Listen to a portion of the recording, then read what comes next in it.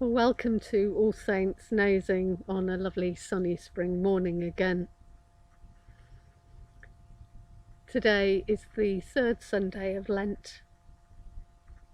And in our readings today, particularly our reading from John 2, we hear the story about how Jesus turned over the tables in the temple. He drove out those who had stalls selling creatures for sacrifice. He cleared out the money changers. He was angry. I wonder what makes us cross.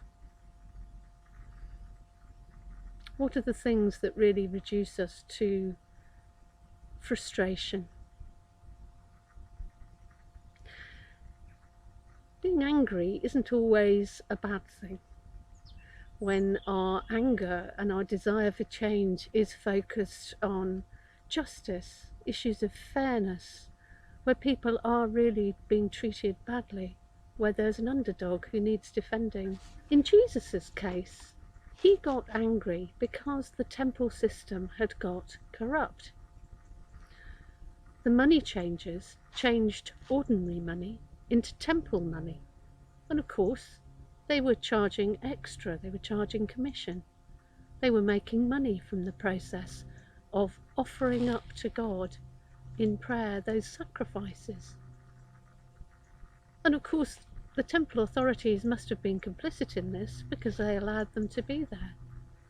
It was like a system in which everybody was making money on the back of God and on the back of this being a house of prayer.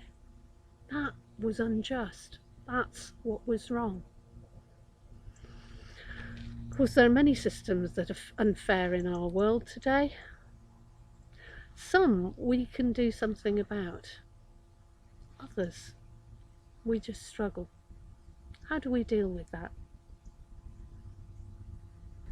Lent is just such a time for this resetting.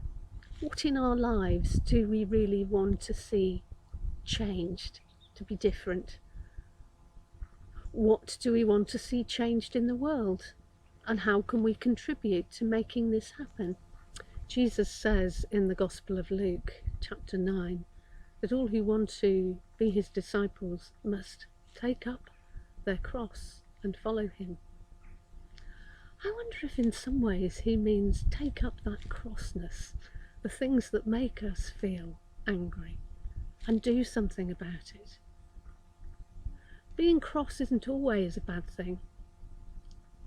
A theologian called Gil Rendell says that conflict can sometimes bring us the clarity and the energy to make a real difference. Of course, there's some things that we just cannot change, no matter how much we'd like to. World peace is well beyond our capacity, but we can at least pray. And when we see things changing, we can give thanks. This week, a live example. Those girls from Chibok in Nigeria who were released. Thanks be to God. For the things that we struggle to change, there is a wonderful prayer. Maybe you know it, or maybe you know a shorter version of it. It's called the Serenity Prayer. God grant me the serenity to accept the things I cannot change, courage to change the things I can, and wisdom to know the difference. Living one day at a time, enjoying one moment at a time, accepting hardships on the pathway to peace, taking, as he did, this sinful world as it is, not as I would like it, trusting that he will make things right if I surrender to his will, so that I may be reasonably happy in this life and supremely happy with him forever and ever in the next.